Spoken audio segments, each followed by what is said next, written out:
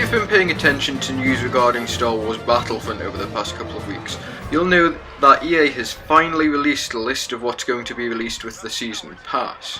So, we know that the first thing that's going to be released is going to be released in March 2016, and that's going to be the Outer Rim DLC.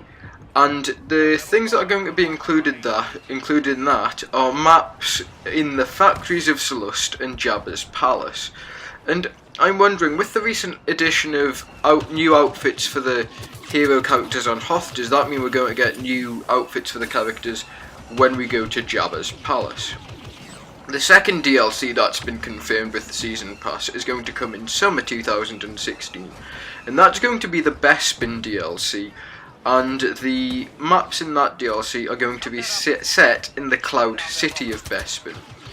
In the fall we'll be getting another DLC, and that's going to be the Death Star DLC, which I'm sure you can imagine the maps are going to be set in the Death Star. I'm really excited for that DLC. But the fourth DLC, we haven't had any information yet, apart from the fact that it's going to be released in early 2017. And we also were told that there are going to be 4 new heroes added in with the Season Pass, 2 Rebel and 2 Imperial.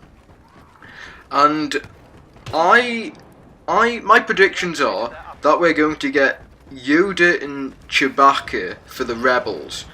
Yoda, because he's a big part of Star Wars, he's one of the most iconic characters in the franchise. Chewbacca, his bowcaster's already in the game. He's been heavily requested by the community, and also Han, his counterpart, is already in the game, and he's a character that I'd really want to see. Or possibly we could get Lando Calrissian. Even though he's a minor role in the Star Wars franchise, he's one who would fit with the Bespin DLC.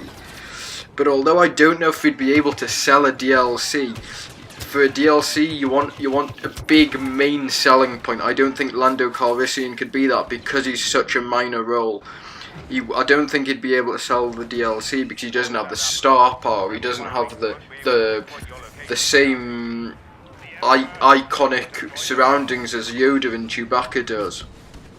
For the Imperials, I had the same problem. I couldn't think of any people who had star power to sell a DLC, but I did, from looking at forums and subreddits, I did decide that the 2 characters that could be released for the Imperials are Grand Moff Tarkin, the old guy on the Death Star, the old general who oversees everything, and the guy that talks to Vader a lot, because he could be like the Han of the Imperial side, because we haven't got sort of a guy who just has a blaster for them.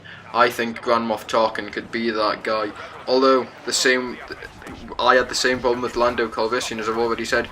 I don't think he could be the poster boy for the DLC. He couldn't. I don't think him on his own could sell that, so they'd have to make a really big thing of it being the Death Star DLC.